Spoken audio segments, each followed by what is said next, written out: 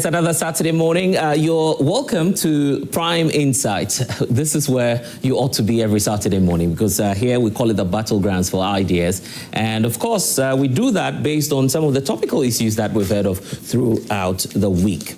That's what we do here on Prime Insight. But the unique thing about this is that, of course, we allow our in-studio audience and you watching us at home to be a part of the show. So feel free to do that once we go live on all of our social media handles at Joy Prime on Facebook and X. You can, of course, join us with your comments. We'll get to read them here on the show. And then those in studio as well will get to have their take on some of the topical issues that we're looking at for the week. My name is Blessed Sogah, and of course, it's a pleasure to be welcoming all of you to the show. I'll be telling you about my guest for the morning shortly, but we can't do that without giving you a sense of what we will be looking at this morning. Is the NPP divided, or is the United Party more united now? That's the controversial question this morning, as one stalwart of the party, as we know him, Alan Kojo-Chirmating, is now taking a step further to form a new political party. He used to be a leading figure in the NPP, but now says it's time to go back to the roots of the party, picking up a historical name, the United Party, UP, which stands for a traditional and ideal that, of course, the NPP believes in. And many are questioning as to whether or not that will have an impact on the party, which says it is focused on winning the next election. We'll take a look at this new UP, which is emerging from Movement for Change, and as we know it, Movement for Change came from the New Patriotic Party in the lead up to the 2024 elections. Now, officially, they are a political party. The NPP earlier extended amnesty to all members, all party members, those who had left before the elections and during the course of the elections, to return and to form a more united front going into the 2028 elections. But it appears that leadership of the UP is not interested in that. They say they're interested in giving birth to a new political vehicle that will much more, in their view, champion the ideals of the UP. Will this be Ghana's new third force that, of course, many have been on the lookout for? We'll look at all of the implications and more for you here on the show. But in just the last 24 hours or so, the former Chief Justice, safe to say now, Torkornoo, has been back again, challenging some processes. In fact, some say it's a rehash of her concerns about the Justice Poorman Committee that led to her removal. But now she's scaling up the concerns because she's asking the courts to injunct or perhaps halt the inauguration or perhaps the vetting of any other Chief Justice, because she believes that the decisions of the Poorman Committee were irrational, according to her lawyers. So we'll get into her reliefs and what she's asking the courts to do this morning, and then we'll get into all of those issues for you. But just a recap, first of all, so we get the concerns of the former Chief Justice, why she's concerned that the process has not been fair so far. Listen to this, and then we'll get to have the thoughts of my guest on this.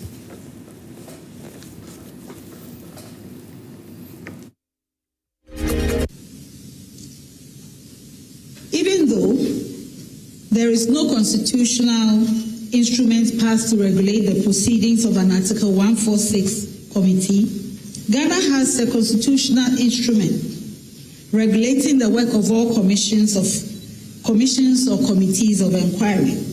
This is the Commissions of Inquiry Practice and Procedure Rules 2010, CI 65.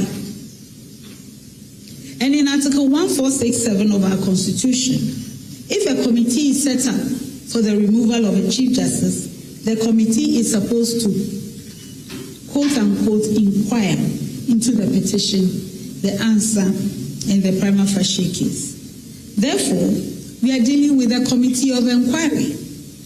In spite of this, on 15th May, the committee decided, without listening to my lawyer, that it will conduct the hearing not as an inquiry, but as litigation.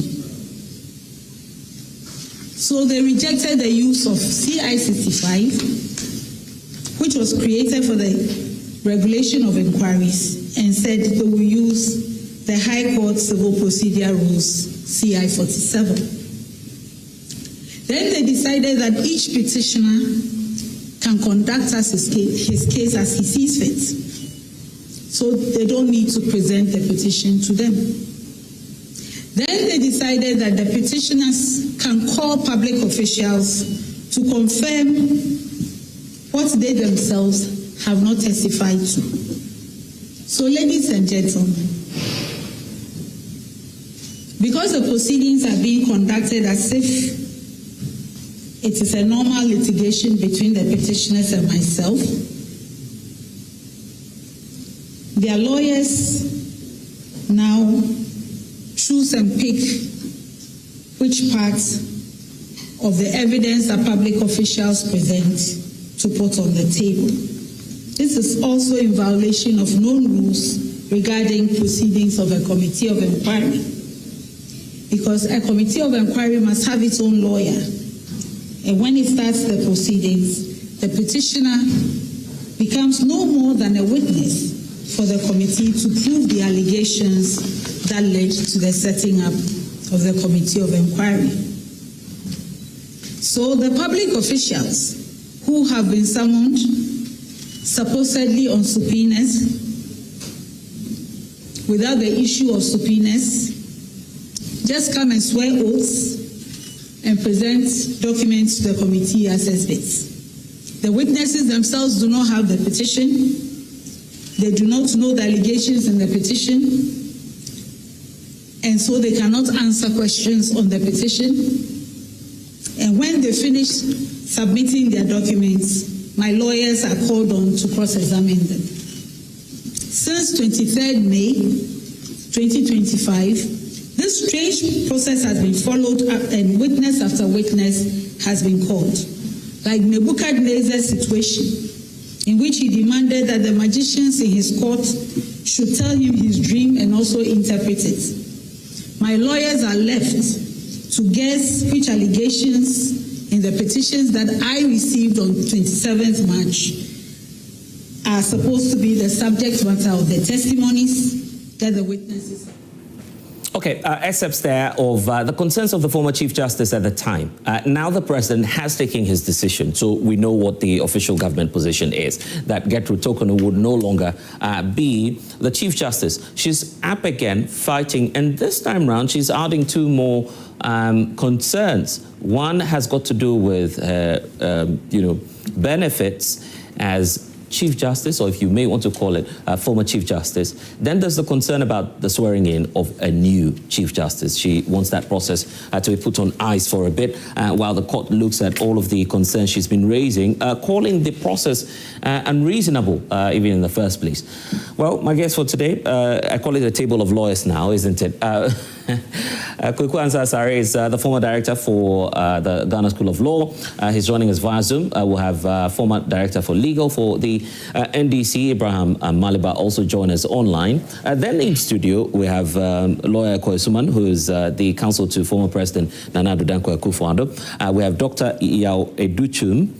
He's not the one actually running for the NPP presidency. This is the Afafranto one. Yes, very right. So Dr. Yao Educhum is also joining us. He speaks for now the United Party. It used to be Movement for Change. He speaks for the UP now on economic matters, but obviously has some concerns and takes on the Chief Justice issue. Lawyer Wayo Ganamanti is the 2024 running mate of the Convention People's Party. He's already in Parliament asking Parliament to impeach the President. I wonder why he started that process already. Some say too early in the day, but you say we can't wait. We can't wait enough, isn't it, Council?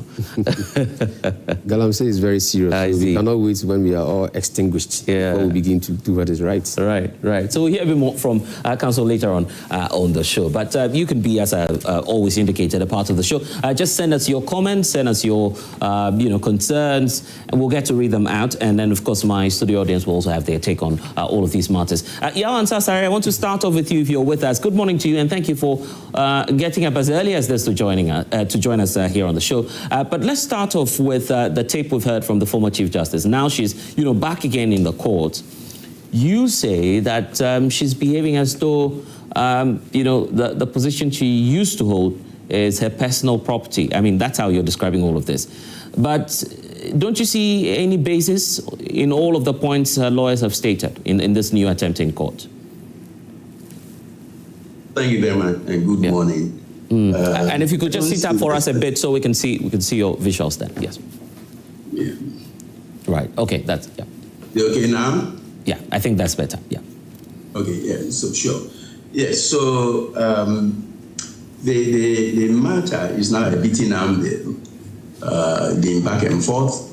She's been running amok, to various fora, ostensibly to seek justice, as if justice, cannot be said in Ghana. Now, this is a matter,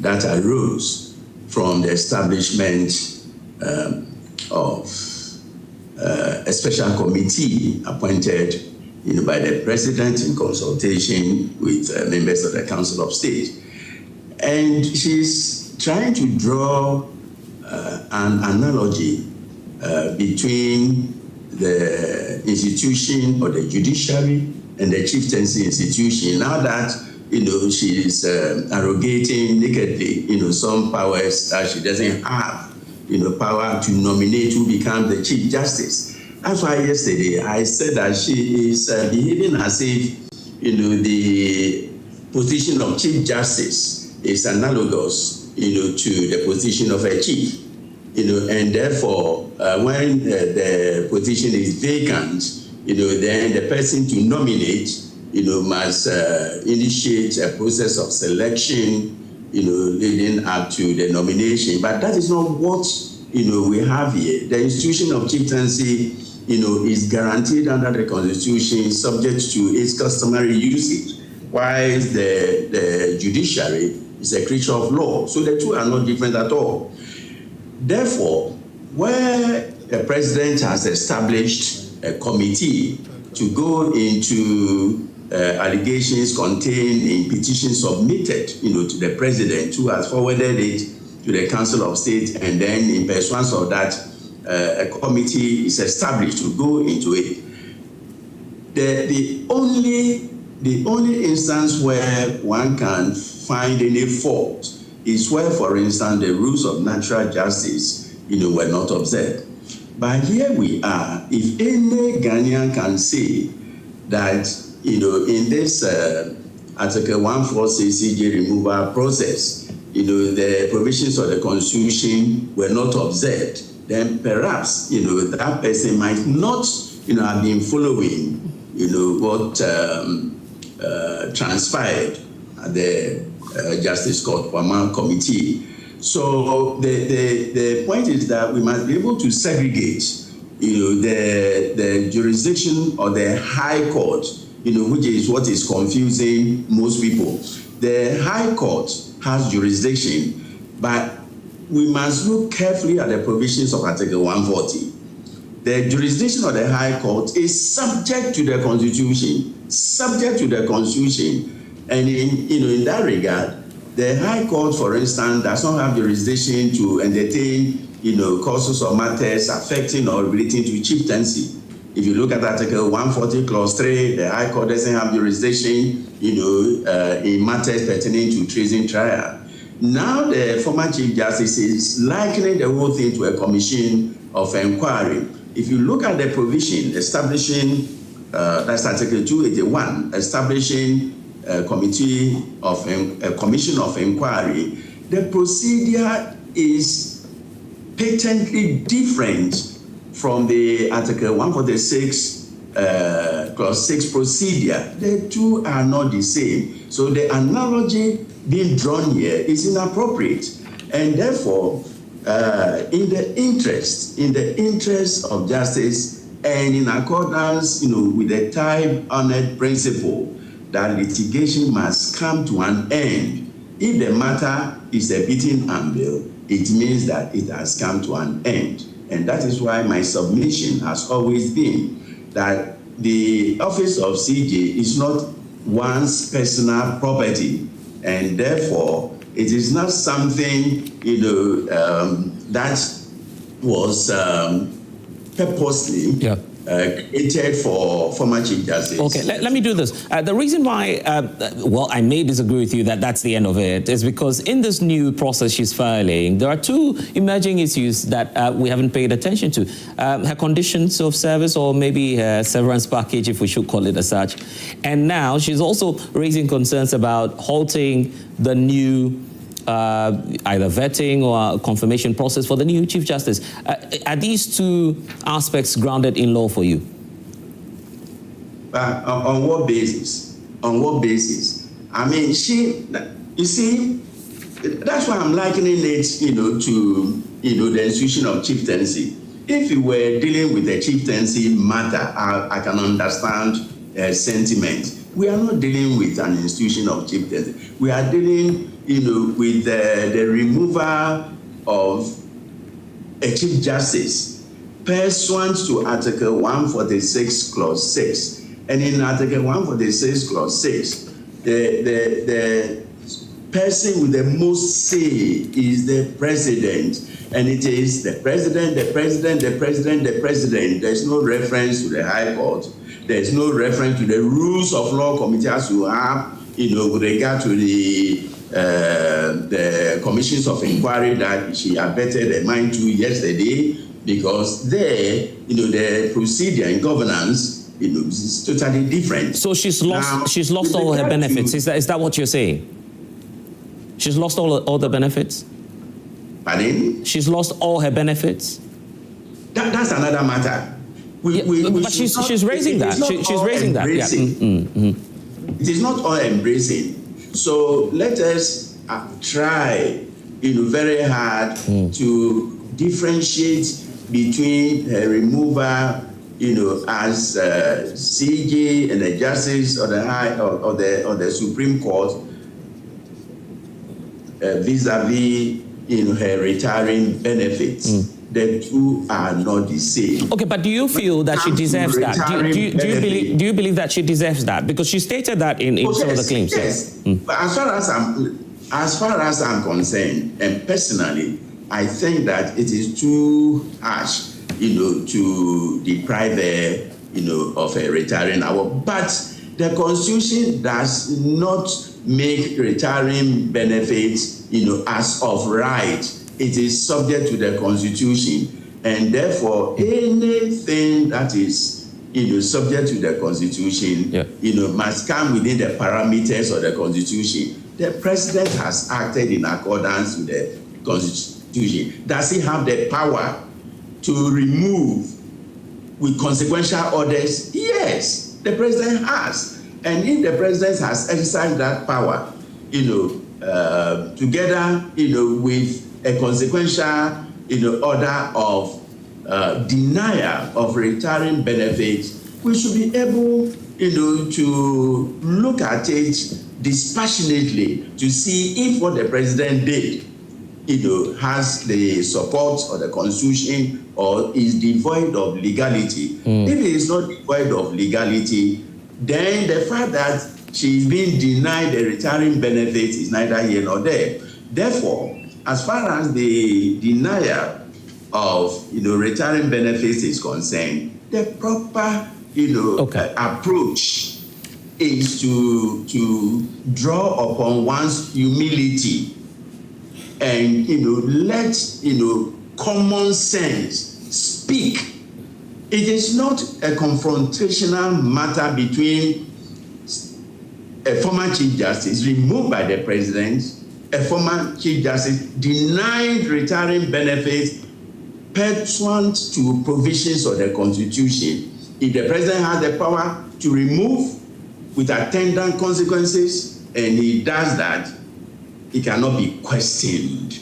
If the President doesn't have the power, then it can be questioned. Okay, Councillor, I'll come back to you shortly because there's the aspect of the injunction and possibly what Parliament should be doing from next week, because I'm sure that the memo would go to Parliament. The vetting for Justice Baffoe-Bonnie would have to be set in motion. We'll see what this legal process will mean for, the ensuing matters. Lawyer Abraham Amaliba is also on Zoom. I'll come to you shortly. But let me come to Akko in studio because this is not new to you. And you recall at the tail end of President Akufo-Addo's tenure, a petition was sent by Lawyer Kukwasari, yeah, I recall. And the president says, well, all of these claims you are raising has no basis.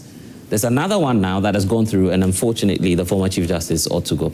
She says it's unreasonable looking at, the processes.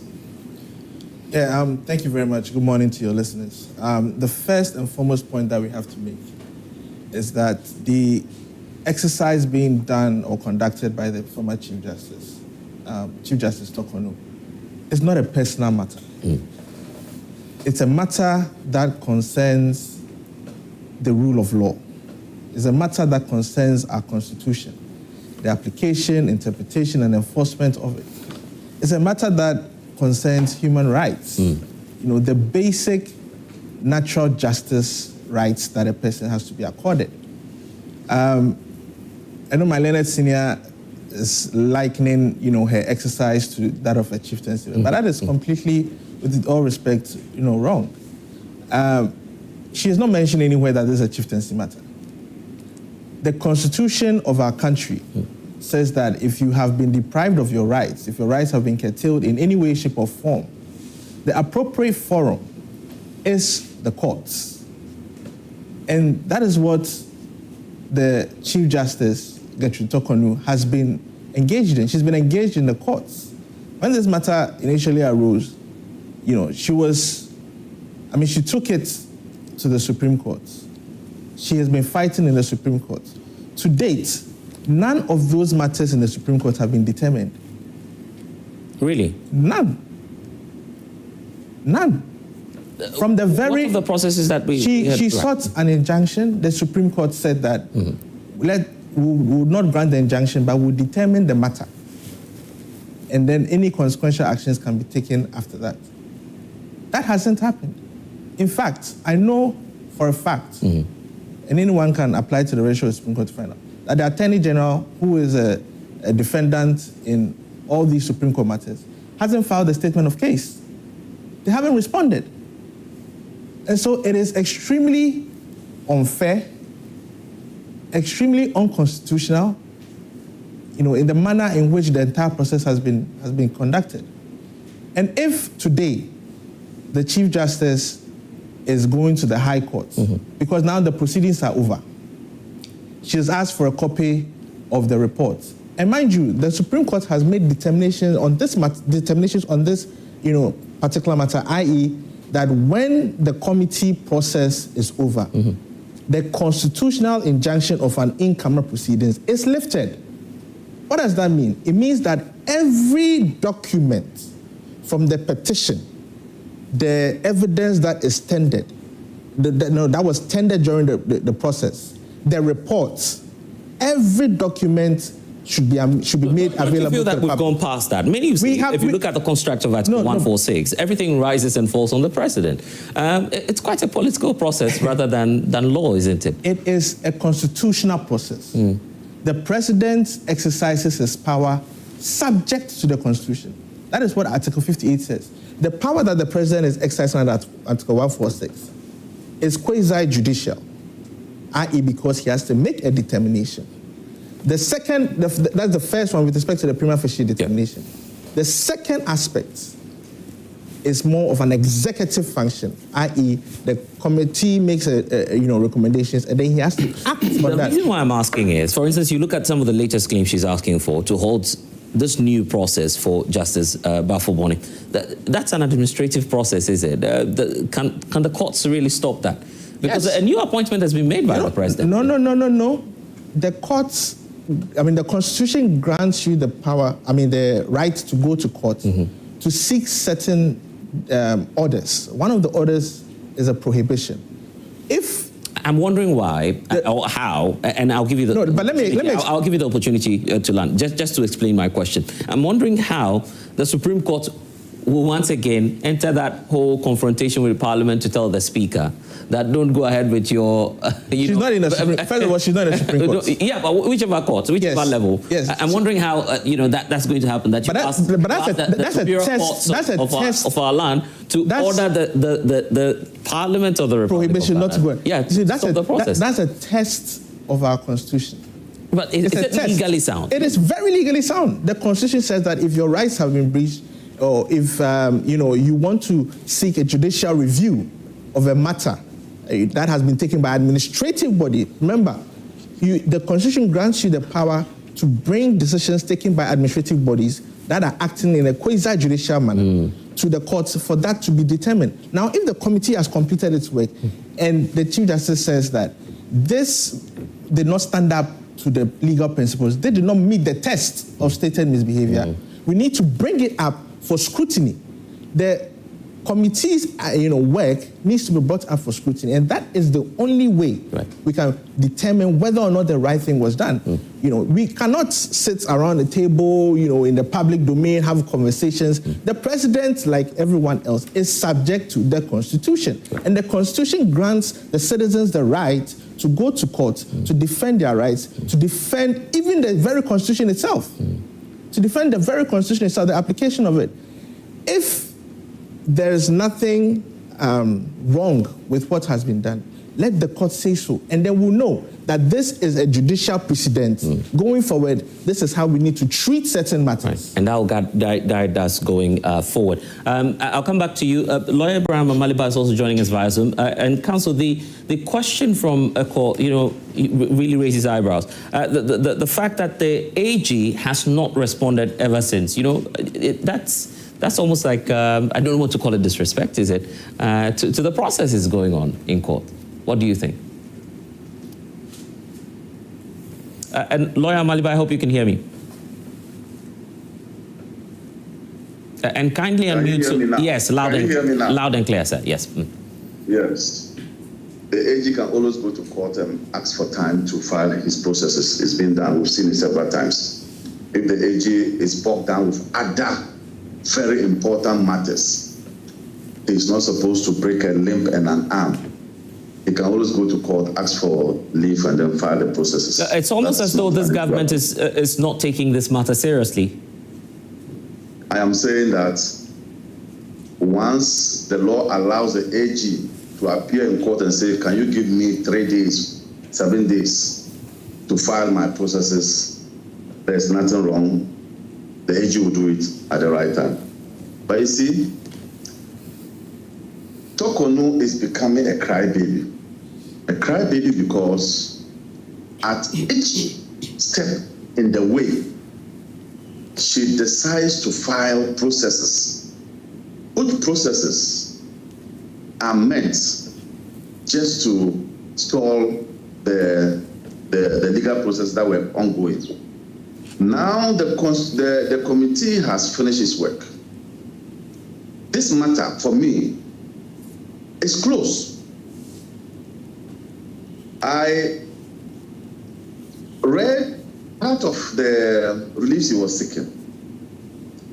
To say that, in your estimation, the matters that led to her removal were not weighty so as to ground stated misbehavior, it's not for her to say.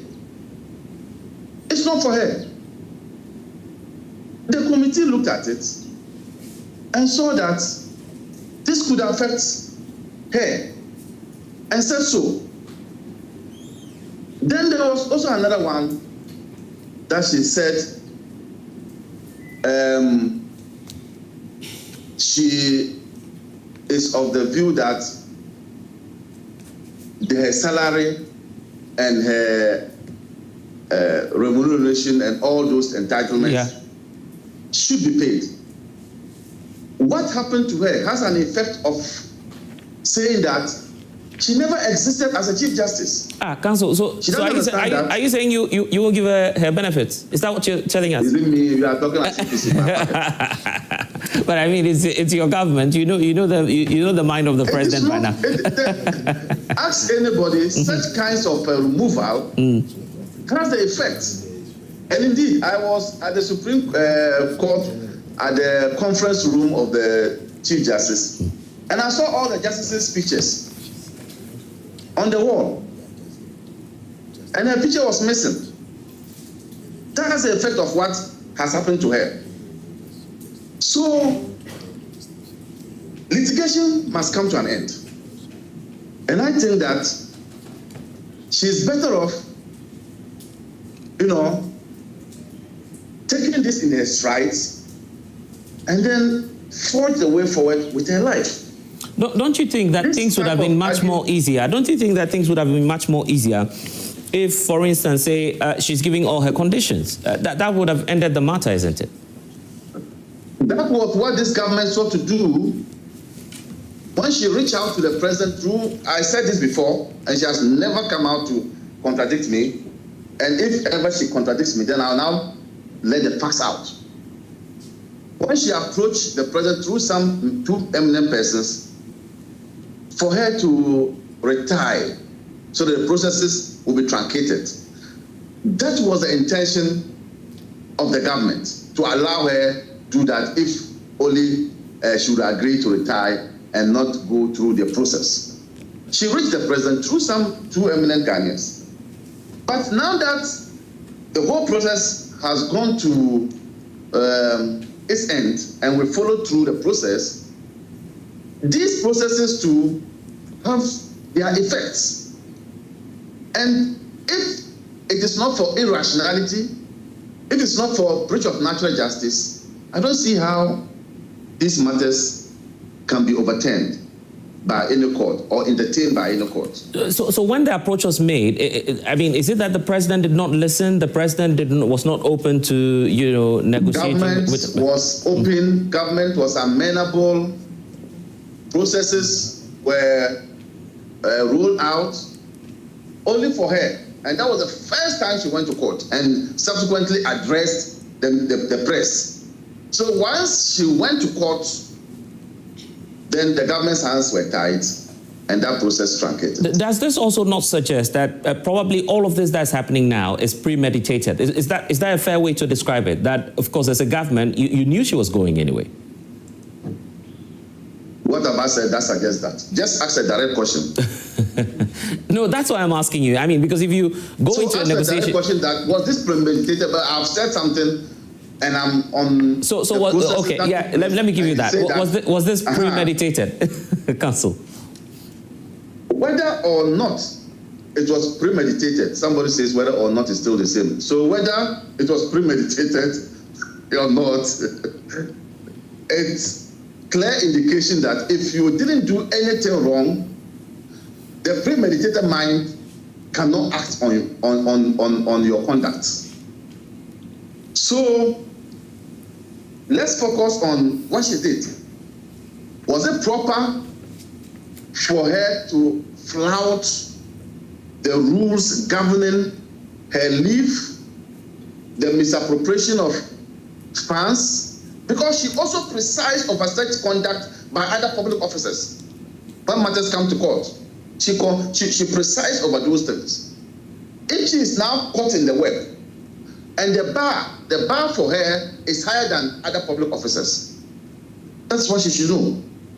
So no matter how premeditated it was, or no matter how anybody wanted to remove her, if she was clean and conducted herself in a way that wasn't, or that couldn't make it possible for anybody to remove her, nobody could have removed her.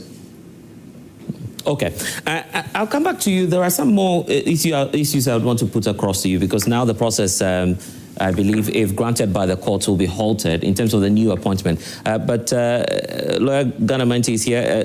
Dr. Duchum is also here. Let me get your thoughts on what Ibrahim Amaliba has been saying all this while. He says, first of all, don't think it's premeditated, because the option was given to her, for her to get her benefits and just retire. Thank you very much. Let me say a very good morning to our citizens watching this morning. You see, a process was kick-started, and we all followed how it went and then how it has ended. This issue of her benefits, which is becoming a second addition, I will look at that later. But if you look at the discussion and the way it's being done, you can see clearly, for my learned friend Ibrahim Amaliba to say that the former Chief Justice of this Republic is behaving like a crying baby, then I can equally also say that the president is behaving like a bully. The Chief Justice is no mean person. She's the third most important person in this country. And from what my senior, the former director of the law school, Mr. Ansasari, said that she's running around. Please, let's begin to stop these things. And kept saying the president, the president, the president. Article 1 of this constitution says that the sovereignty of this nation resides in the people. And government that is formed, whether it's an NDC government, MPP government, will have to exercise government on behalf of the people. Saying the president, as if the president is more important than all of us. It is wrong. Let us start behaving as if the president is important than everybody. It's only in Africa and only in Ghana we seem to make presidents demigods. Presidents are not demigods. They are ordinary citizens like us. It is a certain organization called a political party. Seek leadership of that party, come for election, and we will vote for them to be leaders. They are no demigods. Look at what has just happened in Madagascar. The people have shown that if you cannot serve the people, we'll put you aside. It happened in Bangladesh.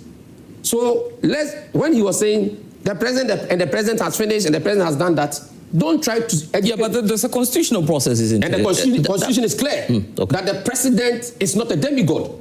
Article 69 even says that the president can be removed. So if there's a discourse involving the third most important person, and then the whole argument is skewed towards one person is so superior, it's a demigod, and it's not about President Mahama, it's not about President Akufo-Addo, it's not about Kwame Nkrumah, it's not about Jerry Rawlings, it's not about any of them, it's not a persona. I'm talking about the position that let's begin to move away from this concept that the president is a demigod. When Mr. Ansasa was speaking, he was saying the president and the president has finished, the president has done that. As if when the president says that is all. That is not all. What the woman is doing comes under Order 55 of judicial review. She's seeking to have a review of an administrative decision. How many times will she do that? Because the writing down the law, as some would say, isn't it? She has allowed all the process to go on. Right. And now she's seeking to have a review of the process. And it falls within her mandate, like my learned friend said, under fundamental human rights and freedoms. And it also goes to deepen our democracy and the legal ethos we have. Let's begin to move away from trying to force this narrative of the president, that untouchable. And I'll repeat again, it's not about President Mahama. It's not about President Akufo-Addo. I'm talking about whoever occupies the position, even if it's you, if it's me. You are not a demigod. When a matter comes and we are discussing, let's put everything in its perspective. Let's give the respect to the president. Yeah. And let's give the respect to the Chief Justice. And let's allow, if you look at what the Chief Justice is doing. Right. What are the reasons for her removal? I was just going to ask you what more it will add or subtract from, So basically, if we take our time and educate the citizen on what has gone on, you can see that, for me, when I read the processes, I can equally say that we normally say that kangaroo courts are in military regimes and dispensation.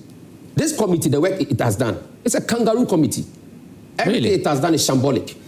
Really? Yes, because one, the woman is saying that even at the time, you had 3 petitions. You went through only one. 3 petitions on the same fiat. So more or less in court, when they set down issues for trial, 1, 2, 3 issues. 3 issues for trial. A court cannot say, I've determined issue 1 and leave the 2 and come and give judgment. You must determine all the 3 issues. And then let us know the verdict of the 3 issues. The Puaman committee determines only 1, runs with it, and then jettisons the 2. Let's put that one aside. The one is saying that even that particular one, the first one, the Ofori petition, she petitioned for extension of time. Amaliba here saying that Attorney General can go and sleep and then come and always ask for extension of time. If it is true that the woman is saying that even the Ofori petition, upon which has been removed, she filed for or she requested for extension of time for her lawyers to file things. Did the committee allow her? They didn't allow her. August 20-something, 25th, they adjourned the entire process to September 15th. Only for her to wake up and say that September 1st, they have presented something, they are removing her. You the same inquiry, body of inquiry, the same court. You are a lawyer on the other side, I'm a lawyer on the other side. We appear before a judge. The judge adjourns the case to 15 September. Then I'll be at home, I'll hear that 1st September, the judge is giving the ruling. Is that due process? Is that due process? So from what the woman is saying, if all these things have happened before this committee, and this committee runs, because if the committee adjourned on 25th August 2025 to resume, the next court date, the return date is 15 September. And the court, the same court, does not wait. And then 1st September, you run and go and present a result that upon that basis get. Is that right? Even in the court of law, that will not happen. In court, when a matter finishes, a judge is under obligation to tell the parties that, all right, the matter is finished, evidence has been taken, now my judgment will come. The court will give it. According to the woman, all this were not done. So we shouldn't just be sweeping things under the carpet and come and let it look like But if the you look president at has finished, the president has finished, the president has finished. Yeah, if you look at the conditions in 146, it should be based on a petition. That's what the Constitution says, Yes. isn't it? If you have 3 separate petitions, you could rely on one and forget the rest, isn't it? No. But it must be within the process. Yeah. So let it be known. Because, mind you, well, you know the legal process more than I do, the lawyers did not file jointly, right? No, it's the same petition on one fiat. Yeah, no, but that's what I'm saying. So the president's request for the Poorman committee to look into the matter did not go with separate fiat. Yeah, but I'm also saying... No, please. Technically. So I'm giving you the legal implication. Okay, yeah. If they want the Daniel Fori matter to be looked at, yes, one fiat. Yeah, If they want the other one, Standing Stars. But this one, all the 3 of them, so in law, we call them issues for trial. You have set down 3 issues for trial. But what I'm saying... Okay, you're educating the public. Yes. We have set down 3 issues for trial. You finish 1. Yeah. Go ahead and finish the other 2. Or even if you are not finished the other 2, say it in open court that, from the view of the committee, within these 2 other issues, they are immaterial. It will not do it. We will only rule on the first one. All these things, according to the woman, did not happen. Yeah, but what I'm telling you is that these individuals... If I can support what he's saying... you know, when the petitions came to President Mahama, and, you know, the Chief Justice went ahead and requested for, you know, a copy of it. Yes. There was a prima facie determination that should have been made, and was indeed made. Now, if you look at the prima facie determination, or what they say was a prima facie determination, it was just a letter. We never got any reasons, and consistently, one of the reasons why she was in the Supreme Court was that, let me know the charges against me, so that I can adequately prepare and respond to it. They didn't. And then they made a prima facie determination and a suspension. Yes.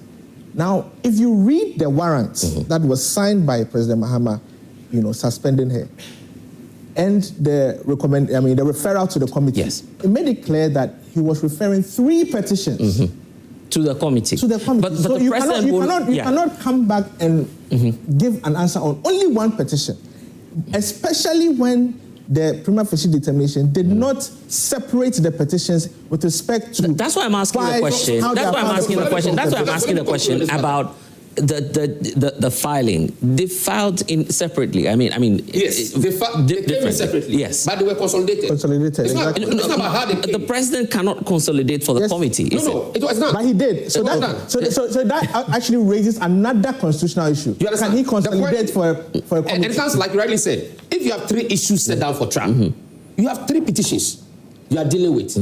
You don't deal with them in piecemeal. You don't finish the Daniel Fori one, bring it, Mr. President, we have finished this one, deal with it. Then you go and work on the other one, 2 months time, bring it. It doesn't work that way. These are the things the woman is complaining against. And if she's complaining against these procedural errors, she simply tried to say that in sum, whatever happened at this committee cannot stand the test of time because it doesn't give the proper legal disposition. And me as a lawyer, what I'm trying to say is that let's look at those things. If these are the things she's raising, then to deepen our legal jurisprudence, we must look at these things. But we cannot come to the citizens and tell them that all these things... Mr. Ansari was a former director of the law school. So he should educate the people strictly when it comes to the legal dispensation. Okay, this is what I'll do. Sweep the things under the carpet and try to say that an executive alone doesn't make the country. Okay, this is what I want to do. Because lawyer Ansari is still with us, probably I'll go to him on Zoom shortly. But let me just come into the audience. Probably, Kamal, you have a point to make briefly about this. Listening to the legal practitioners, one thing is clear. I've said it, that the Chief Justice was already targeted even in opposition before the government assumed power. So all these things the government is doing is just to frustrate her more and let her give up. I will say that at a point, much as I share in her pain, you feel she should give up? I feel like she should just accept fate and move on because I don't see her getting justice under this government when they've already made a fait accompli case on her. So I'll just encourage her to just move on and look at other endeavors and let it be because she will never get the judgment. People who accuse our judges to be running a unanimous FC are in power and basically the same thing is happening. So where lies the tag you gave it? Because President Mahama by now should have even be worried because just as they said, no, how when I heard about the case, the final determination, and I asked, what of the two?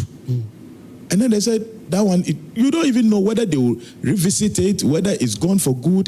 You don't deal with the top third most person in the way they treated her. That I think is very, very unfair. If she's the Chief Justice and she's treated this way, a commoner like me, what then happens to me? Great question there. Yes, go ahead. Yeah, I respectfully object to what he just submitted. Let me quickly go through this. I think we should begin to look at the constitutionality of the whole process since, its inception. Let's not forget that the first petition was filed under the Akufo-Addo regime. And if he says, he's making the whole thing look as though...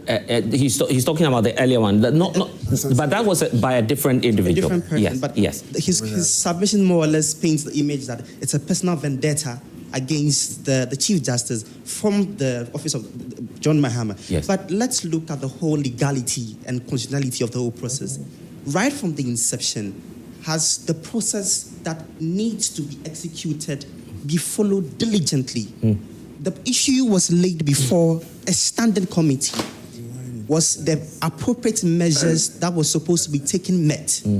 What suggestions were given? Now, these committee, if there's any loophole or there's any discrepancy in what they suggested, that should be looked. We shouldn't make the battle a battle between the two organs of government.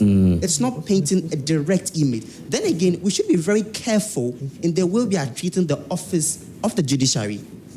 This is a very pivotal and cardinal office in our democracy. And so I respectfully object to what he said. He said that it's more or less the president is carrying out a vendetta against the Chief Justice. I get your point. In fact, it's not in reality, as I said now. It's not in reality.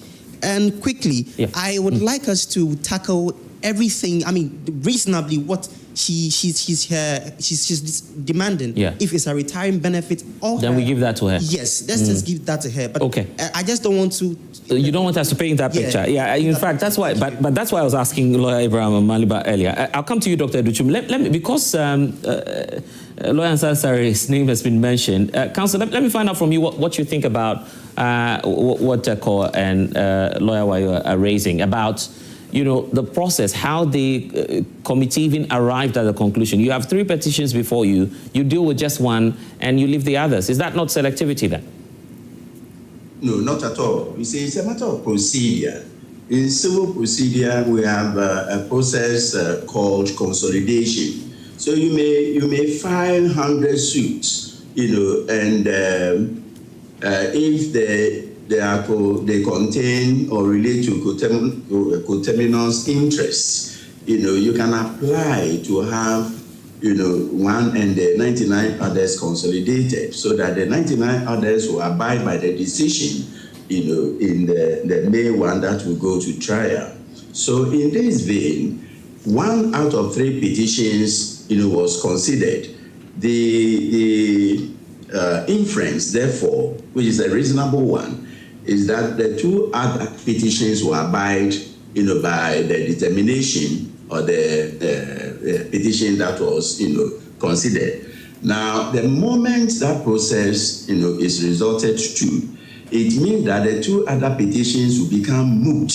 And in law, when they become moot, they are not looked at again because, the 2 petitions were considered, and the primacy of those petitions merged, into the one, that the Scott Wama committee, determined. And because the committee, 3 petitions had been considered.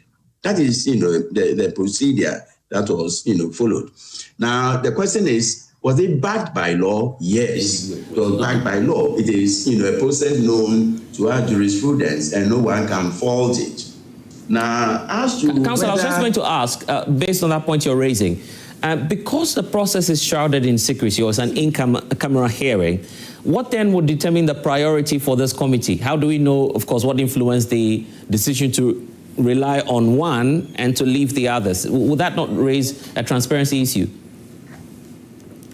Well, because the former Chief Justice did participate in the process, one can assume that she consented. And if, the one that was chosen was chosen by consent of the parties and their council, it is too late to question, that process. In any case, the committee, could itself, have selected, one of three or decided to deal with all, three en bloc. That is, it was up to the committee. Now, I see what is going on, the latest actions of the former Lady Chief Justice, as seeking a review, of what has happened. That cannot be done. It has no support in the law. She was heard, she presented a case, she was given the opportunity to ask questions, she was cross-examined and all that. So the rigmarole, or the judicial, process, came, into sharp focus, during the determination, of the petition. And the other thing that, the High Court, can entertain applications is misconceived. You see, the expression supervisory jurisdiction within the intendment of Article 140 of the 1992 Constitution, it has been explained in Article 281, Clause 3, what supervisory jurisdiction means. Now, if you look at Article 281, Clause 3, it is quite clear that it does not extend to or straddle into matters, determined by a committee set up under Article 146, Clause 6. So let us not confuse the two. The High Court has jurisdiction, but Article 140 makes it quite clear that the jurisdiction of the High Court is subject to the provisions of the Constitution, and therefore, by parity of reasoning, it is subject to Article 146, Clause 6. And if it is subject to, it means that the High Court cannot, straddle itself into areas the Constitution has not given it authority. The High Court is a creature of statute.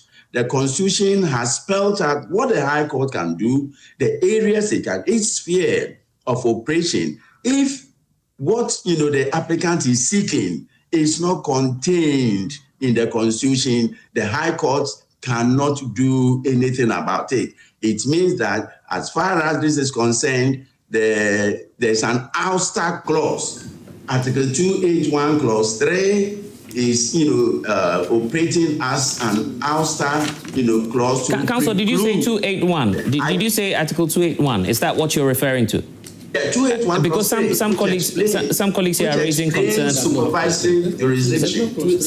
Some colleagues here are raising concerns about the provision. That's why I'm asking you. 28113. 1 and 2. Clause 3. There's no Clause 3. 281. Or are you referring to 282 then? 281 has Clause 1. 28. I'm sorry. I think it's 278. Yes. Oh, okay. You're referring to 278 C. Let me. 28. Because 278. So 278 C. is on appointment of commissions of inquiry. Yes. It says that. Then 281 inquiry procedure. Yes, the inquiry procedure. Okay, so it doesn't have Clause 3, but it has Clause 1 and 2. It has only 1 and 2. That's why There's a clause dealing with. Okay, I'll just give you the time briefly to look for that whilst I bring in lawyer Abraham Amaliba and counsel. Okay. Let me hear from Doc first, and then while you look for that. Yeah, sorry about that. So, no problem. First of all, thank you very much for this opportunity, and let me send my regards to our viewers. I would like to separate the issues. I think the first thing we should be concerned about as ordinary citizens is the constitutional provision that empowers the president to go through this process. And that one, I think, listening to both sides, you cannot, I haven't heard from the Chief Justice. She is making claims of the way the process have gone. But I think that if you follow it, objectively, you see that the president, it's difficult to fault the president for abusing the process. But what I hear from my colleague from the CPP is quite unfortunate. And it's unfortunate because I'm wondering how, whether it is strategic or is inures to the benefit of our lawyers to always try to abuse the process. Because from what he's saying, my understanding is that there were 3 petitions, right? And the president submitted the 3 petitions to the commission that he has established. And the commission made a determination from 1 petition. I think that is a case that can be fought on, whether the recommendation from the Puaman Committee was indeed can establish a prima facie case for the removal of the Chief Justice.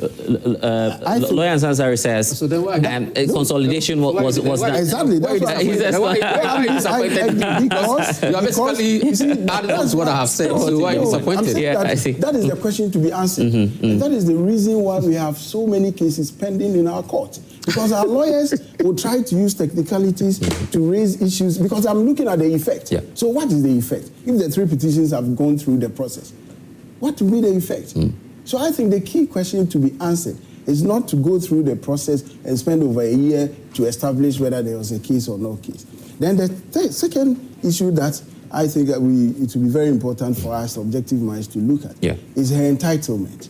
And I think that we need to Do you feel that we should be more focused on that or on the court process? Because she seems very interested in the court process. I don't think she's... Because that is the system. A country must build system. It's not about... If you move to entitlement, we are talking about money, material stuff. No, hold on. You have time. If the country does not move to establish systems and you chase materialism, you lose it. The Chief Justice is more concerned about what is happening to me today, what I'm going through today. It's Lordship Baffoe-Bonnie. If you become Chief Justice, and if he doesn't go early based on retirement, and another government comes and goes through the same process, it will be unfair. I'm not advocating for that. She's looking at the system. I'm not advocating. And that is why as lawyers, benefits in relation to the benefit. process. What is benefit? I'm saying that constitutionally, I'm not a lawyer. Constitutionally, it's very difficult to fault the president for not following the process. If you follow step by step, she's not faulting the president. She's faulting the committee, not the president. No, I'm saying that the president went through a process. All the players in this case are working under the initiative taken by the president. If the president had not taken the decision, because in President Kufuor's time, and I asked my friend that there was a petition by Professor Asari. It was basically dismissed. And what questions did we raise? The president had that mandate and the right to dismiss that petition. Of course, respecting the position of the Council of State. In this case, it's the same. The Council of State was consulted, and the Council of State advised that, yes, there is an establishment of prima facie, so you can proceed to the next step. The president did that. And I'm not, well, don't get me wrong, I'm not taking the right of the Chief Justice to seek judicial process and establish that her reputation is intact, because it enriches our... It's not about her reputation. No. It's about strengthening the system. I'm saying that. She's not doing this for her reputation. She's doing this to strengthen the system for posterity. It will help us to consolidate our democracy. Exactly. That is not in doubt. But I would like to conclude that, you know, we have to be critical and very objective. For me, I think the way we have politicized the whole process, and especially, you see, you cannot fault only the NDC or the President Mahama.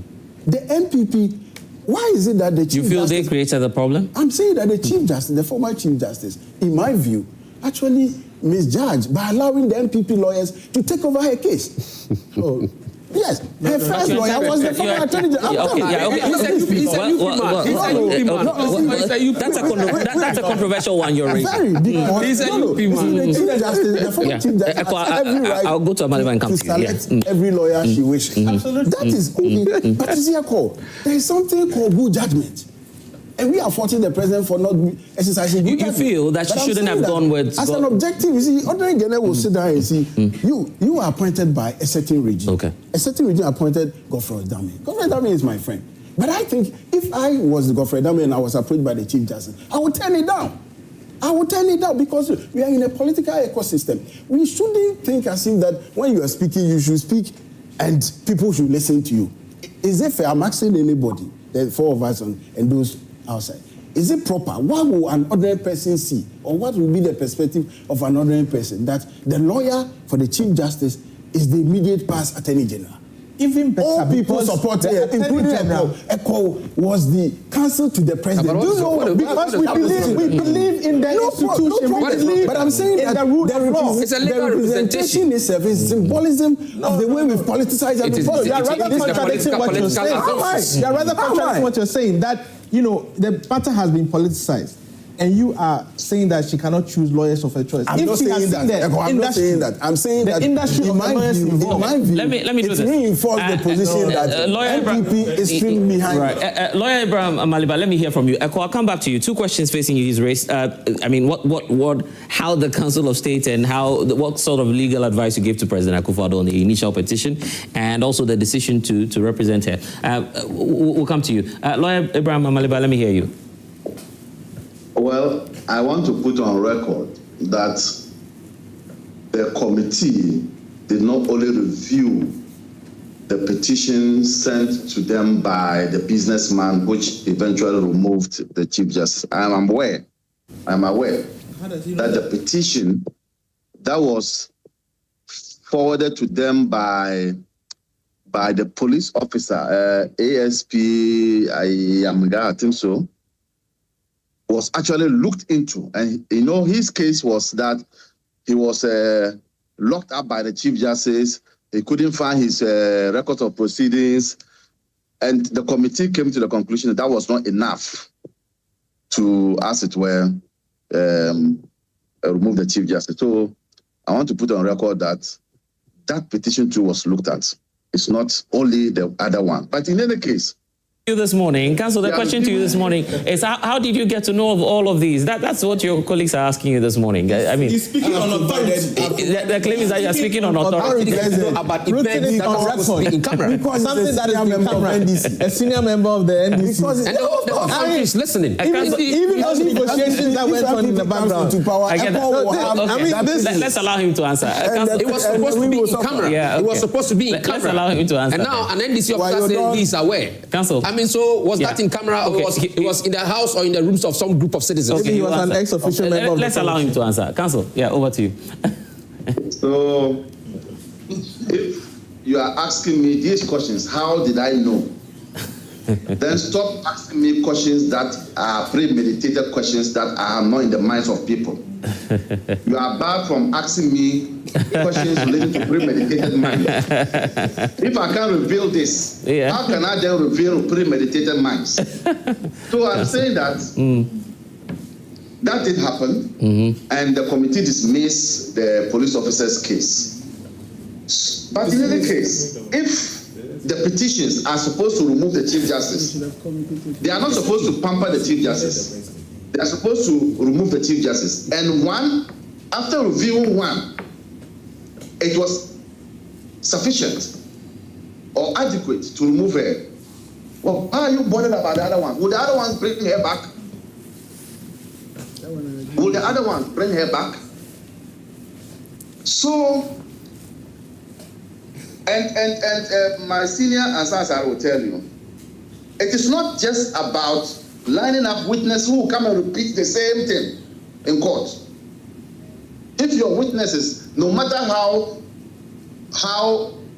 many they are, it cannot enhance your case if those witnesses are just coming to repeat the same thing like what the first witness came to say.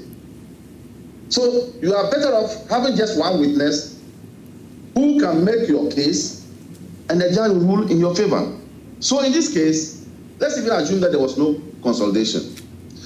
There was one petition, which petition succeeded in removing the Chief Justice. What are you going to repeat the others for? So that to undo the first one. So I want to think that we can put a human face to a predicament now.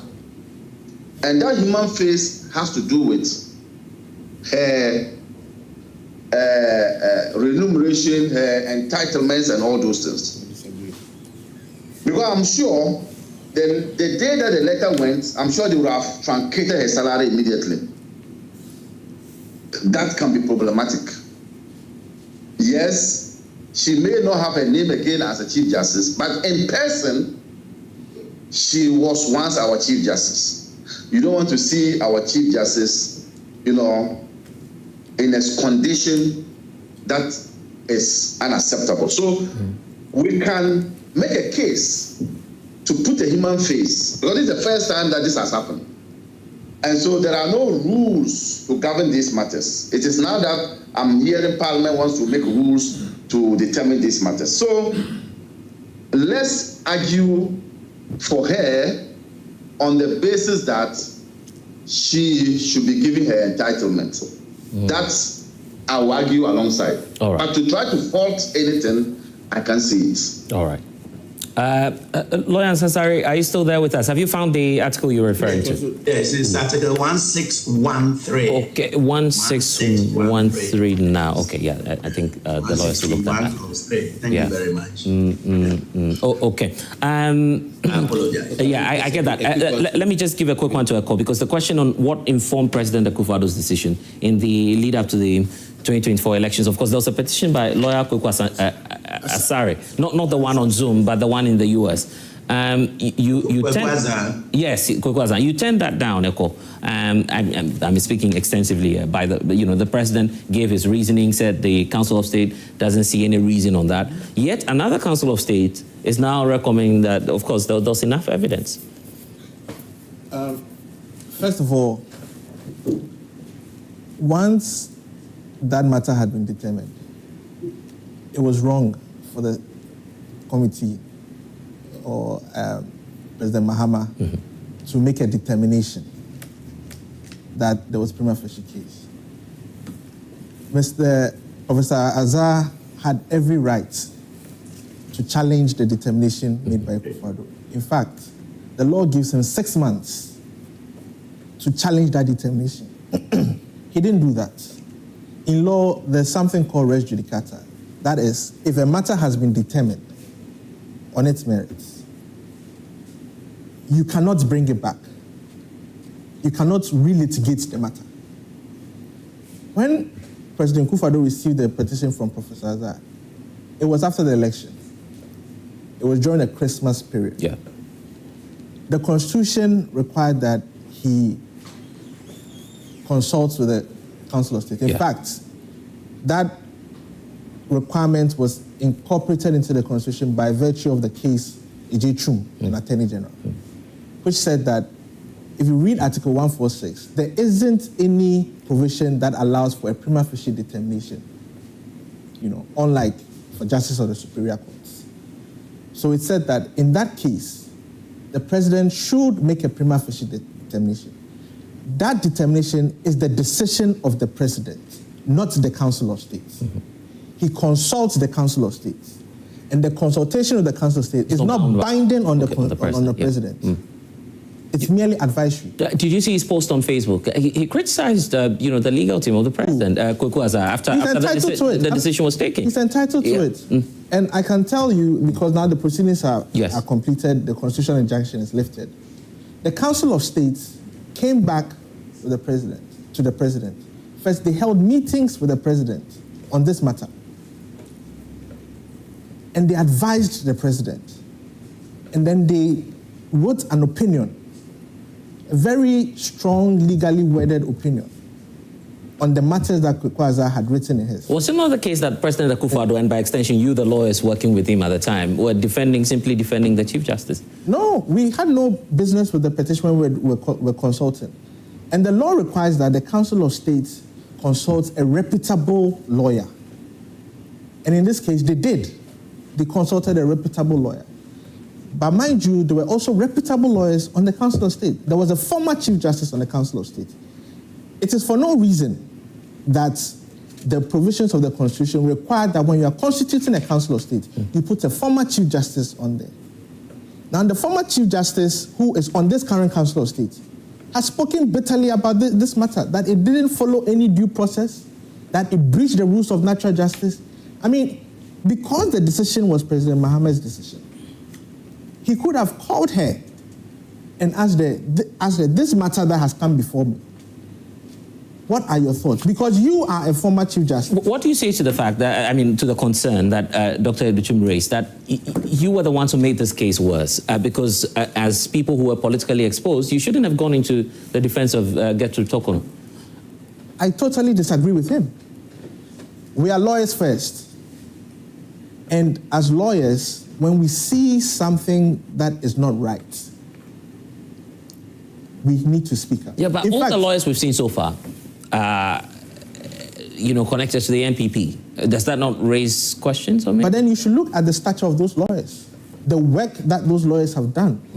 In other jurisdictions, for instance, these are lawyers who do maybe Supreme Court or appellate, court litigation, and the experience those lawyers have. Are you saying that outside the... Oh, hold on. Outside the NPP, there are no experienced lawyers who are sympathetic with the Chief Justice? No. It's her right. So she's only seeing all of you. There are more senior lawyers. Well, you agree, the lawyer that has filed the matter... Yeah, with all respect to those who are defending here, but I'm just saying... She has a huge legal team. Yeah. It's unfair for you to say that... No, with respect. That's why I said with respect to those defending here. Yes. I'm just saying that... She has a huge legal team. Those lawyers, don't they have seniors? They have seniors, obviously, who may not necessarily be politically exposed. Would you say Edukusi is a... No, I'm not saying so. I'm just saying, that's what I'm saying with respect to the individuals. Bonzi Simpson would you say he's MPP? I'm just saying. Professor Bonzi Simpson. No, these are lawyers that are interested in building, the institutions of our country. Because what the Chief Justice is doing, and we should commend her. Okay. We should commend her because what she's doing, let me land. What she's doing is to embolden our judges to be able to defend the citizens. All right. I'm told that we need to take a break now. When we get back, I'll give you the take, and also Dr. Educhum is here, and probably we'll close the chapter and look at United Party. Please stay with us here on Prime Insight. We'll be right back. Please.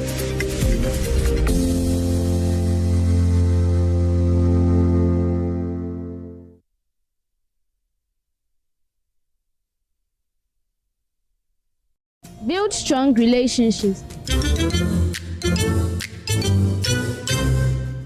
Invest time and effort into developing meaningful connections with family, friends, and colleagues. These relationships can provide support, inspiration, and collaboration. Regularly schedule social activities with your loved ones.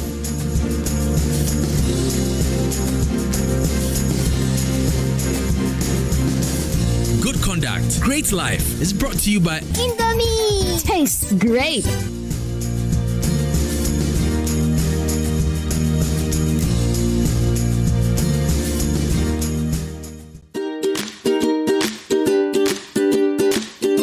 Welcome to the EcoBank Joy Business SME Fair here at the Good Park, Accra Mall. Listen, this year it's bigger, better, and it's packed with so many benefits. You wouldn't want to miss it for anything. Whether you're a small business, a startup, or just passionate about the future of your business, this is your stage. At the EcoBank Joy Business SME Fair to sell and, of course, network with over 150 other businesses. Your business gets maximum exposure from social media bars to trusted traditional media presenters. Everyone talking about you. For you out there, you don't want to miss it. You can come with the whole family. You can have so much fun. Of course, the kids can have fun on the playground, and there are lots of side attractions as well.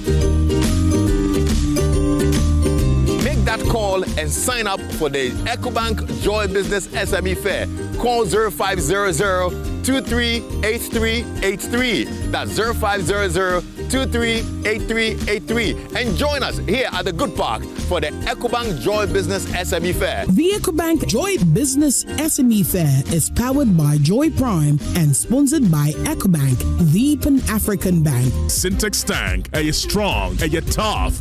And MTN Business. Welcome to a new world of business. Media partners, Joy FM, Hits FM, Joy News, and myjoyonline.com. Your world, your prosperity, your bold future. If the people you're spending the most of your time with are not part of your value creation, forget your tools and forget your skills. You're not going anywhere. This October, why don't you unlock the transformative power of culture and language? Get ready, it's the bold new normal. Join Lucy Quest with her renowned lineup of change makers at this year's The Bold New Normal Conference 2025, 8 a.m. on October 25th at the Enclave Gardens, East Legon, Theme: the transformative power of culture and language, rethinking socialization for prosperity. Tickets available now. www.egotickets.com. Search The Bold New Normal or dial *713*33*45#. The Bold New Normal Conference 2025.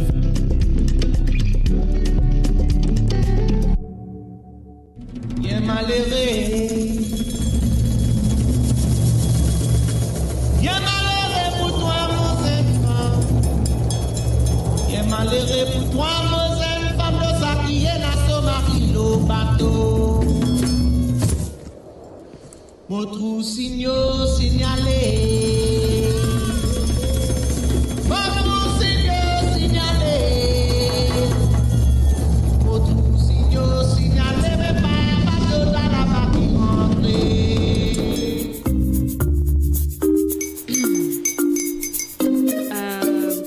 His uncle are almost here. Wait a minute. This one too, your friend Kwame. Wait, Kwame. As in the same Kwame again? Yes, mommy. I'm the second coming. Into all this tension just to reintroduce that broke boy from Kaswa. Why would you deceive the family like this again? Now I understand the whole delay. Trout from Kaswa. Why wouldn't he be late? Or being late, of course.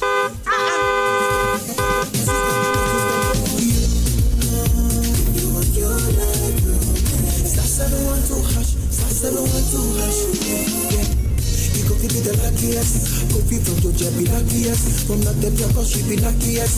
Yeah, you go be luckiest. No matter why you're luckiest, everybody go be that luckiest. That's Kwame! Send your God up, boom. If you're poor, what's that? So would the coming of the Son of Man be? Hey! Is that his car? Everywhere. Dial *712#. Choose your ticket. Enter your lucky number. Follow the prompts and let destiny handle the rest. This promotion is regulated by the NLA on the Caritas platform. October welcomes you to the EcoBank Only News Habitat Fair 2025 at the Accra International Conference Center from 8 a.m. to 8 p.m. each day. It's time to turn your home ownership dreams into a lived reality. Whether you're breaking ground, building up, or simply finishing your space, EcoBank Only News Habitat Fair is designed with you in mind. The EcoBank Joy News Habitat Fair is powered by EcoBank, the Pan-African Bank, and brought to you by Drive EVGH, Drive into a Sustainable Future, and supported by Virtual Security Africa, security for all, safety and home solutions. You think of a door? We have it. Superlock Technologies Limited. You deserve the best. DPS Pipes, connecting you to life.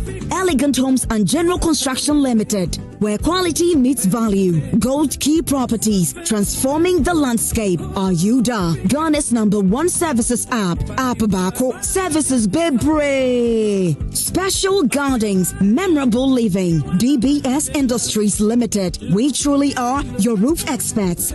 Door masters, the best indoors. Lesh Fortune Limited, unleashing luxury with perfection. One space at a time. LandlordAfrica.com, bringing the real estate industry to your doorstep. The Builders Market. Bathroom, get it right. Right House Energy Limited. Let's build smarter energy together. Masters in solar installation. Syntex Tank. You're strong, you're tough. Automation Ghana. West Africa's choice for smart solution.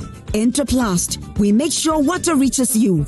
Even space. U-Bent Security. Doors, protecting lives and properties. Clifton Homes.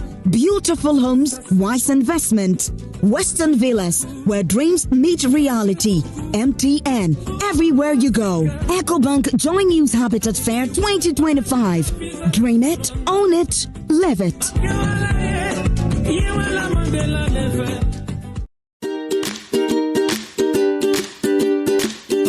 Welcome to the EcoBank Joy Business SME Fair here at the Good Park, Accra Mall. Listen, this year it's bigger, better, and it's packed with so many benefits. You wouldn't want to miss it for anything.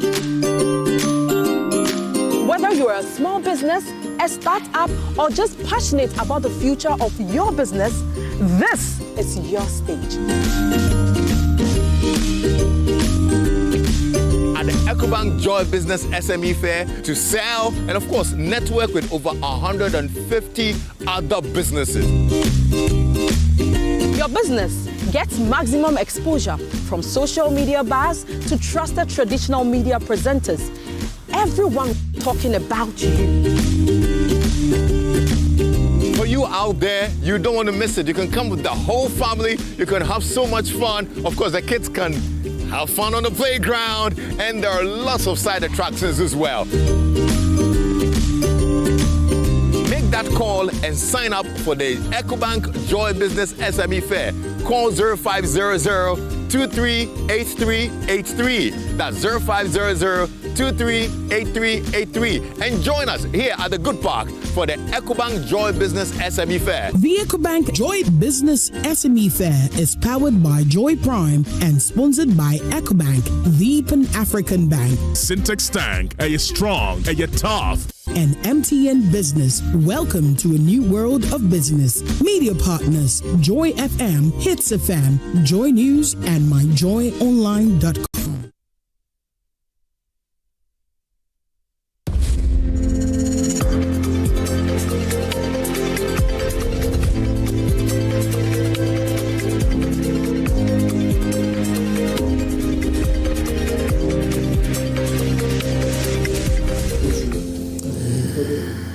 And yes, you're welcome back to Prime Insight. How about taking some of your messages coming through? Thanks for sending them. This one says, this one is from Teacher Constituency in Mwase. I think that's the name of the place. It says, JDM's NDC government is a recipe for disaster. They are running Ghana's future down. Ghanaians will reject them in 2028. It's time for a new direction, he says. The NDC actually lack transparency, and their transparency or public trust has eroded, he says. Kweku Boateng on excess, Justice Torkornoo should just go home.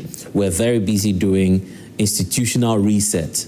Long live John Mahama. So depending on where you belong, of course, you'd have your political say on the removal of the Chief Justice. Let me come into the audience and then get the concluding remarks of my panelists on this Chief Justice issue. Yes. Okay. And kindly introduce yourself so that, you know, those watching can also get to know. Okay, please. Yeah. Emmanuel Edu. So I had the former Ghana School of Law Director, professor, as I said, it's not mandatory for the Attorney General to respond to the suit. And we are talking about the Chief Justice, the highest of our judiciary. And for him to say it's not mandatory. I think it was lawyer Amaliba, rather. Yes, who was saying that. For him to say it's not mandatory or whenever he feels to respond. Yeah, you don't feel this right? Yeah, I think we are not taking this matter serious enough. Yeah. They've already premeditated something that we will do what we want to do. And no matter what everybody said, this is what we all right. Okay. Probably, okay, the young lady also wants to say a few words. Yeah. Let's hear it. Okay, so I just want to say that we should pay more attention to the system, not really about her benefits. Yeah. Because whatever is going to happen in the system is going to serve as a precedent in the future. The others, yeah. So you should pay more attention to. And then I also have a question. So should the Constitution, that particular article that enables the president to form a committee for, should it be amended? Do you think there should be any changes attached to that? I think that's a crucial question you are asking, and perhaps maybe I'll put that to Lawyer Ansari and the others. Okay, Kamal, you want to come through? I think I would like to highlight or magnify what Lawyer Amaliba said. Okay. He became very evasive, because something. You think so? Yeah, very. When counsel asked him that question, because something that was supposed to be in camera, you are on a national television saying that this. You have on record. He's a senior lawyer in the. Regardless of his position, the issue should be in camera, which he wasn't a party to be part of that committee. So the fact that he's even said this has exposed all that transpired. So we want Ghanaians to know that the fact that lawyer Maliba said it emphatically that the issues were looked at, meaning he was privy to whatever was transpiring in camera. The Chief Justice, the embattled Chief Justice or the former Chief Justice herself, and some of her assigns are also out with portions of issues that transpired during the process. You didn't fault them for that as I've not heard them. What I heard this morning was what lawyer Amaliba said, and that is what I'm speaking to. You want to base it on what you've heard? Okay, yes. Just like some quick clarification on some very points that were raised, yes. statements the lawyer churned out. And he said he labeled the committee as a kangaroo committee, and so to speak, labeled the president to bully the Chief Justice. Now, can we not just agree that the process right from the word go has been constitutional? You feel the president, once the president has checked the boxes, that's the end of it for you? Not that's the end. I think the whole thing ultimately relies on the committee. I stand to be corrected, but it relies on the committee. And so whatever provision the committee comes out with, I've been following, keenly, and just to say that I don't see a point where the committee's actions could be. Do you honestly think that the president was helpless in this case? That he couldn't have done anything? I mean, honestly speaking. No, I don't think the president was helpless. Yeah, so that's why many are saying, well, he could have intervened. Everything was in pursuant to Article 146. I believe so. And so to label the president to bully, the Chief Justice, you disagree? I disagree respectfully. Okay, your colleague there also wants to chip in something, briefly, I heard lawyers saying that the case was adjourned on 25th August, and then they were supposed to resume on 15th September. But then they gave the letter. The decision before the 15th. Yeah. Is it right to do that, or is it that they had something against it? Yeah, great question there, and that's why you're raising some questions. Exactly, Blessed. You see, to take it from my youth over there, I'm saying that if people who are in favor of the position come out and say the Chief Justice is a crybaby, somebody also says she's running amok. And I'm saying that, then I'm also positioned to say that then the president is bullying. So don't misquote me. I'm simply saying that don't let us see the president to be all too powerful than the Chief Justice of the Republic. Yes, the president was voted for, but the Constitution, our laws, place them in that order. A Chief Justice of a Republic is of no mean a status. But if you look at the spirit of 146, and I keep saying that, don't you feel that it's more, it rises and falls on the president? Whatever the president decides to do, that would be the end of it. No, because at the end of the day, what happens under 146 because if you look at, tested. I'll give you the opportunity, but even look at the provision for suspension, for instance. Once you determine on the face value of it, you could go ahead as head of state to say, okay, well, go be at home for some time. Listen, that's the miseducation that we are giving to our citizenry. But that's what the law says. 146 must not be seen standing alone. Let's come to chapter 5. From Article 12 to 33 on fundamental human rights is superior. Anything you do under 146, if you breaches something under chapter 5 on fundamental human rights, because it's entrenched, you mean? You understand? So when people are trying to let it look like 146 is sacrosanct, you can't touch it. So because it is skewed towards the president having the final decision.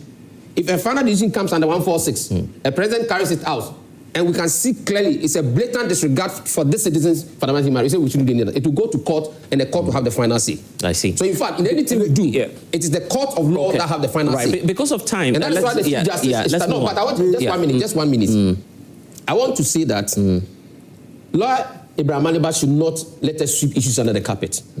We cannot begin to have. When President Obama came here, he said strong institutions, not strong individuals. If we have such a matter, let's not sweep the processes under the carpet and concentrate on material things that let's look at the benefits. Because I want us to talk on this UP issue. It's very important to you. Okay, then let me give the concluding remarks to those online, and then we move to the next chapter. I'll do that. Okay, so Lawyer Abraham Amaliba, your concluding points on this, and also then I come to Lawyer Kulkwasari.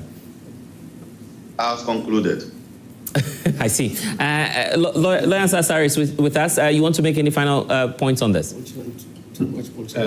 Yes, my final remarks, actually for the president, that I appeal to the president, to deal with this issue of retiring benefits with a human face, to borrow the words of my good friend Amalima.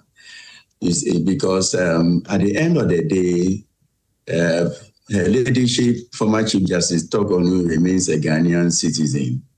And her plight now has become a matter of national worry and concern. And therefore, Mr. President, being a father of the nation, please, kindly, listen, to what is going on now and handle Torkornoo's retiring benefits with a human face. God will bless you if you do that. We can say amen to that. And thank you so much, Prof, for spending some time with us this morning. Grateful for your time here on the show. So now let's move into politics. But Koyi, you wanted to add some... No, I just also wanted to just, make concluding remarks so that we can talk about UP. Yes. UP your new baby. I just wanted to be clear that this matter is not a personal one. Yeah. I would entreat citizens to try and read the process that has been filed by the Chief Justice Torkornoo. And you will realize that the matters that she complains of are very serious. They are very fundamental. She complains of the committee itself, the person who chaired the committee having been a judge who had written, rulings or judgments in favor of the petitioner Daniel Ofori. These are serious legal matters that need to be looked at, which is why it's important for the entire process to be brought up and scrutinized and see whether that process fits within our legal framework, fits within our constitution. Yes, there's a constitutional process that requires you've gone through an order procedurally, but the substantive due process, i.e., was the law followed? Or, did it rise up to the standard of stated misbehavior? The matter about the travel policy is completely, if you read the documents, you realize that it's completely misconceived. All right. And the last point I'll make is that even the issue of what she's fighting for is even to the benefit of whoever will succeed her. Right. Because the issue of transfer being an administrative matter, if you read her action, you realize that it was not, born out of any malice or whatever. Right.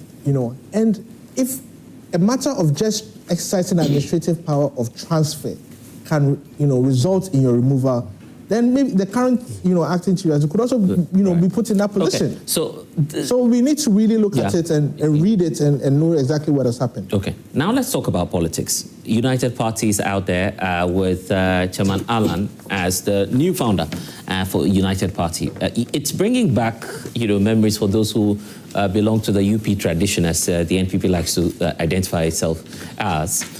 What I want us to do now is to listen to why there's this movement for change moving into UP, United Party, and why the NPP is also concerned about this. But first, let's listen to Alan Chermatin. The economic powerhouse of Africa by 2040. By 2040. And that is what we call Vision 2040. And we are branding this as the Paradise Project. So by 2040, if the people of Ghana, by the grace of God, is always in power, then we promise them that by 2040, Ghana will become a paradise. Now, you may articulate your vision, but what is it that you are going to do to realize your vision? That is what your vision is. And our vision as a party is to build a united, peaceful, secure, and prosperous country. Can you become the economic powerhouse of Africa if you are divided? No. Can you become the economic powerhouse of Africa if there is no peace in your country? No. Can you become the powerhouse if you are not secure as a nation? No. And this, together with prosperity, is what will make us the economic powerhouse.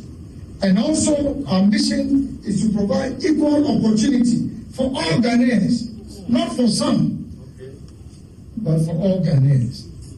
What we have been witnessing since independence is that the opportunities are open for only a few people. The United Party is going to change that dynamics. And it is to provide the opportunity for every Ghanaian to realize their full potential. If you want to become a carpenter, want to become the best carpenter. Okay. It gives you a sense of why UP has now been formed. Just give me that. You have our info pack. Oh, I see. It's yellow. It's still butterfly anyway. UP. What do you say if we say UP? Ghana first. Wow. Who's second? Wow. Who's second? No, it's yeah, talk to us about UP. Yeah, I mean, thank you very much. And let me seize this opportunity to commend the media, right, especially in the general public Ghanaian, for coming behind us. I mean, what we did on Thursday was simply an exercise to outdoor our provisional license. So we did a media launch. The main launch will come after going through. Oh, so with all we've seen, there's something bigger coming. Of course. You know, that should tell you what is ahead of us. Right. And I think I'm very happy that everybody is taking that very seriously. And this process, you asked, it started when, Honorable Lanche Martin and some of us left the MPP for the reasons that we espoused that time. And we went through the 2024 election because the time was too short. We established an independent platform to push to break the duopoly. And we realized that after the election, some of the weaknesses that we needed to overcome, including we needed to establish an institution, a political institution. Because, Blessed, if you were deeply involved with the EC, you realize that to go as an independent, there are inherent disadvantages. For example, you won't be admitted to certain meetings, meanwhile you filed as a presidential candidate and others. And largely, about 95% of our polling agents were not given accreditation. And these are issues that we needed to overcome. And already, you're facing a challenge on the start of it.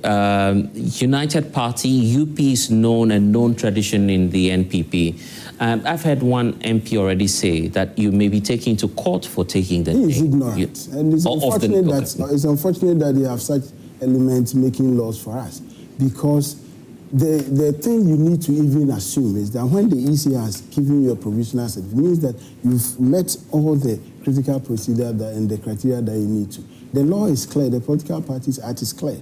You cannot use any state symbol as a political party. You can also use an existing political party's name or symbol or motto to establish a party. But of all the names, why would you transform from Movement for Change to UP if it's not for anything but mischief, as some are saying? No, it is never mischief. Our party is a broad-based party, and we are putting Ghana first. And our political philosophy is centrist. So we believe in bringing on board the positive from the left. Alan has moved from joining the right. I know him. But you see, politician. And those of us who were in MPP and those who are still there know him that if you look at his track record as cabinet minister and the policies that he even designed and implemented as Minister for Trade should tell you that he's more or less the second in Nkrumah. Look at his industrialization drive. Today look at his just explain that to me because give me the opportunity. Yeah, right. If you look at, for example, just under President Kufuor's government, he under President Kufuor designed the district industrialization program and branded it as one district, one factory. And it was to use the state power to create wealth for the Ghanaian. And that means he's borrowing ideas from the left. From Nkrumah. Obviously from the left, as ideas from the right, to bring to the center, to create wealth for the Ghanaian. So Alan no longer believes in property-owning democracy, is it? The property-owning democracy is not only supportive of a right-wing party. Of course, every Ghanaian has the right, and that's what we believe. So the positive has the right to own property through your sweat. Your interim national chairman says you're not going back to the NPP because you've been giving amnesty and instead you choose to set up a political party. Blessed, and the leadership of NPP is confused. is confused because the General Secretary said at Takra, one of the rounds that they were making, that they have not granted amnesty to everybody. And if you want to join the party, you have to reapply. And I'm not interested in discussing MPP and their leadership and the inefficiencies. And that is the reason why MPP... No, but you are giving amnesty to return. By who? It is not true. Will it ever happen that in the lead-up to the 2028 elections, MPP, we'll see you... As it is now, don't you see MPP declining? Look at what is happening. Look at regional chairman, the behavior they have. What has changed? Nothing has changed. They don't have Ghana at heart. MPP leadership is selfish, self-centered. And we are not interested in living our patriotic duty to support such agenda. And if you're given the opportunity in 2028 to join hands with the NPP, will that ever happen? It will depend on the context, because we are also advocating... Also, you are open to going back to the NPP? No, don't get me wrong. We are not open to going back to NPP. We are a united party, and our party has come to stay. And I'm advocating for the big, smaller parties like CPP, PNC, and others to join forces for us to establish not the NPP. Of course, the elements, we are targeting the element in, there are a lot of people who are disillusioned. And I left NPP because I was disillusioned. And if you look at the leadership of United Party now, you cannot tell me that these are individuals who are out there seeking their selfish... In the last elections... Most of them are well... In the last elections, your candidate didn't make any difference. I mean, he didn't make any fair statement in the election. So why should you be taken seriously that I made a point that, of course, we went into 2024 election from a very disadvantaged position, institutionally, and also there were elements in MPP and elements at the Electoral Commission who deliberately fought against specifically the candidature of Honorable. Really? And we will come to that. Does it make sense to you that we have 41,970 polling stations in this country? The EC says that every candidate who has filed and accepted is entitled to have 2 polling agents. If I'm the manager of the Electoral Commission, all I needed to do is to multiply 2 by the number of polling stations times the number of presidential candidates and print my accreditation. It is my responsibility as a presidential candidate to submit a list to you as easy that these are my agents. Do you believe that? We did not have representation in over 95. That's why you lost the election? It was a factor, a key factor, because look, there are instances where people voted in polling stations. They went through the process at the counting, we got there. Let me ask you we'll this question. Come to that do you believe that the 2024 election was a true outcome and the will of the people? Of course. For now, we have no... So you believe Allah lost the election, even without your observers? Of course we do, but I'm saying that why then say that because you didn't have observers? But Blessed, I don't want this discussion to focus on the 2020 because it's past. You understand? We have to look forward. Have you started speaking to the CPP and the others to join you? We haven't initiated that process now, but at the right time, I think our leadership will. And we will support that. And I believe No. To be interested. You're wearing yellow already. You can just join. I'm wearing gold. Oh, gold rather. Okay. So So an enhanced form of yellow. Yes. I see. It is very important that we understand what is happening to our country. Wayo raised this about Galamsey, and that is why he made the comment about the president. I agree with him that the leadership of the Fourth Republic has largely failed us. And do you think it will inure to the benefit of our youth to continue on the same tangent? Will Alan contest the next elections? By the grace of God, it will depend. The party will open a process for those who are interested to contest the primaries, if you so wish. If he's giving, maybe the MPP gives him a deal as a running mate, no? No, ask him. If he loses the United Party primary, let me do this. Let me give the final thoughts to Lawyer Ibrahim Amaliba, then I come back in studio so we can get your thoughts as well. Lawyer Ibrahim Amaliba, now we have a united party that will be joining IPAC, I believe, because now you can sit in meetings with other political parties. They're seeking to change the status quo. It won't be the duopoly of the NDC and the NPP any longer. Do you believe in Alan? Well, Ghana will remain a duopoly, but what will happen is replacement of one of the duopolies. That's what will happen. Since the time of Nkrumah, it has always been a duopoly. you hear Ghanaians say that I don't want to spoil my vote. So they don't look towards the smaller parties. But what I'm aware is that the duopoly can be replaced, and that is what they are seeking to do. And they can do this effectively because they have been ushered in at the time when the MPP is in disarray. They are in success and service. Their parliamentary group is not performing well.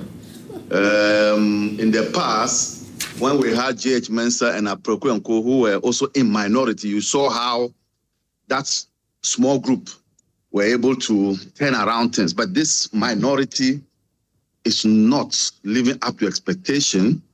Look at the vituperations coming out from the various camps, those who are going to contest for the flag bearership race.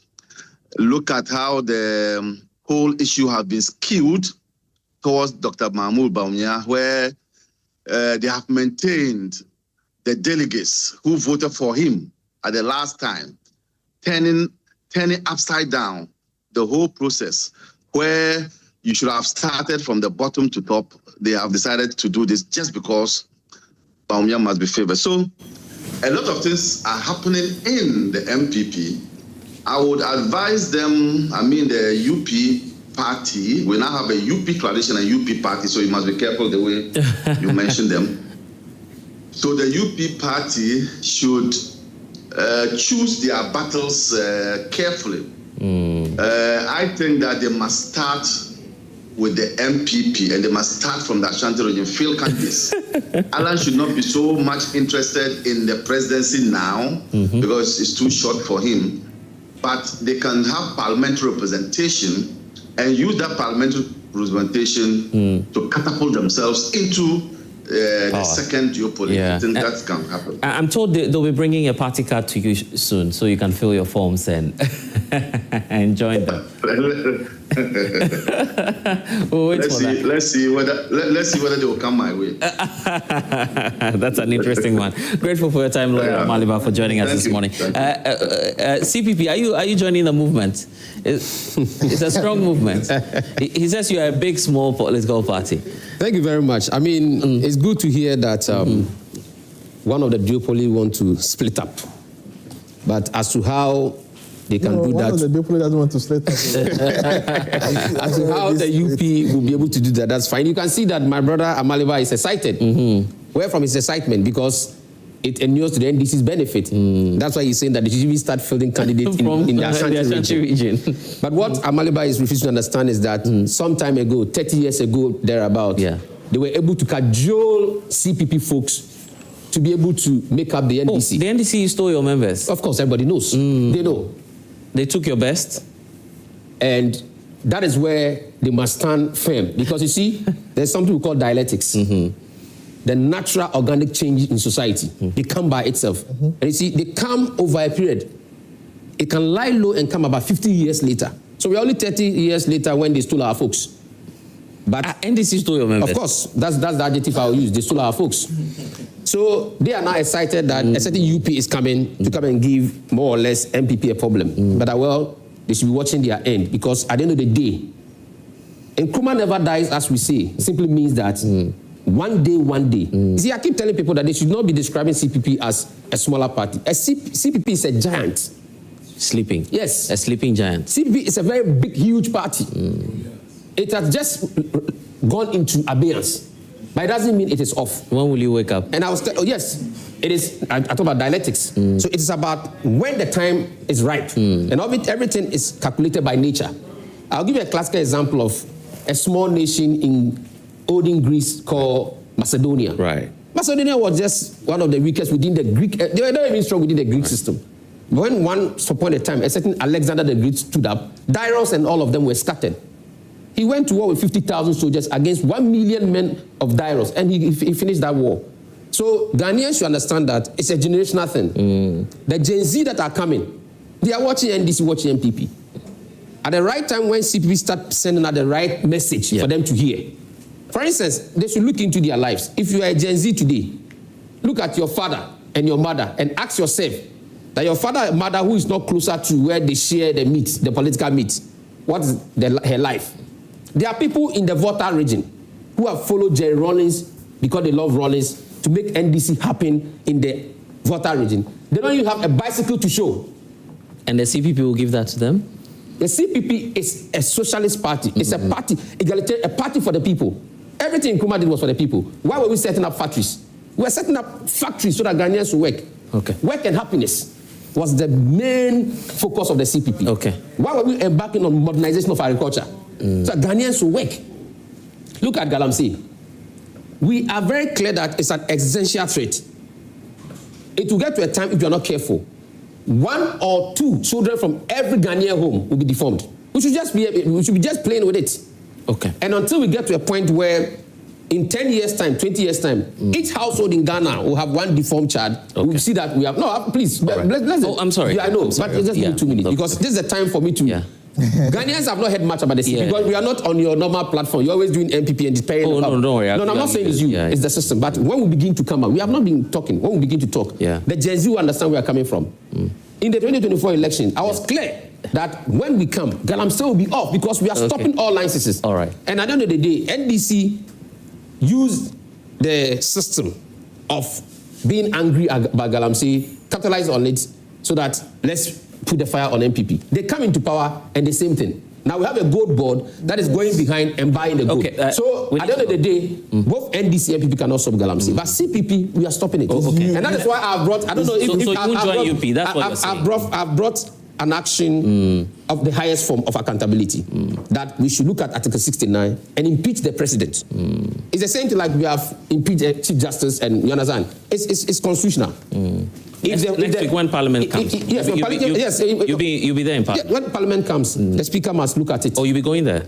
No, I've already submitted. The Speaker will look at it. So CPP must not be construed to be a smaller party for UP and the rest to think that you are coming around to. In fact, if they come and join us, if Alan brings his crowd, it will show that we are going back to Kwame Nkrumah and we are going to revive Kwame Nkrumah. Okay. You have to come to let me give you the... Come to the center. There's nothing in the center. It appears for Abraham Amaliba, the UP ought to focus on the Ashanti region. When that happens, that will affect the NPP. Thank you very much, Bless. The UP is no threat at all. UP plus, or however they're being called, is no threat at all to the NPP. Right. I mean, first of all, you look at the person that has formed this United Party. It's not only one person, please. It's Alan Tramatin, that's what it is. It's everybody knows it's a movement. He started a movement for change. He left the NPP, seeking to divide it. And now you go and create a party and call it United Party. When you are a proponent or an active whatever of division and want to create a united. So fundamentally, it's even flawed. But if you look at how they performed in the last election, they had a year, and Alan is known. And if we are being very honest, if Alan had stayed in NPP after losing the primaries to Dr. Bawumia around this time, he would have probably been the front runner in our primaries. Oh, you feel he lost the opportunity? Oh, yes. Yes. Politics is all about timing. Alan should have stayed. You bid your time or you find the right opportunity and then you strike. Barack Obama, when he realized that, the opportunity window had opened, he struck. He wasn't seeking his personal interest. You have to understand that. So he leaves and then politics he forms a united party, a movement for change. And what happened in the election? 0.2. You would have assumed that. But the signal was sent to the whole world. You'd have assumed that because MPP's vote collapsed, that 1.2 million votes or so that didn't come to Bawumia would have gone to. But even Cheddar was 0.7. Anyway, but it's not automatic. We need to go. Thank you all for spending time with us here. Because we have to go. We are inviting well-meaning Ghanaians, everybody to join the United Party so that we can put Ghana first in all our days. Ghana first and everyone's Ghana first. I will be first, my audience. Of course, give them 30 seconds each, starting from you at the back. 30 seconds. 30 seconds, please. Yeah.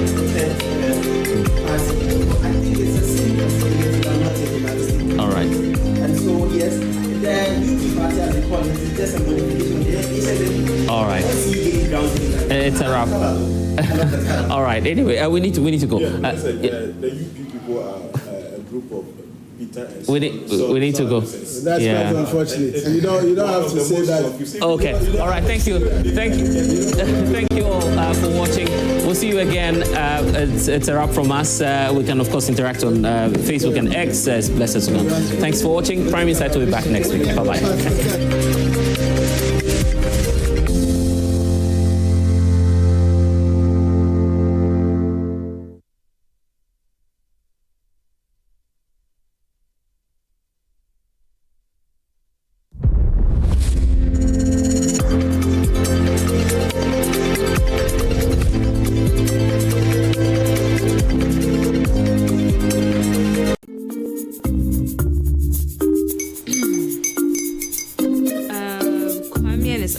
Almost here. Wait a minute. This one too, your friend Kwame. Wait.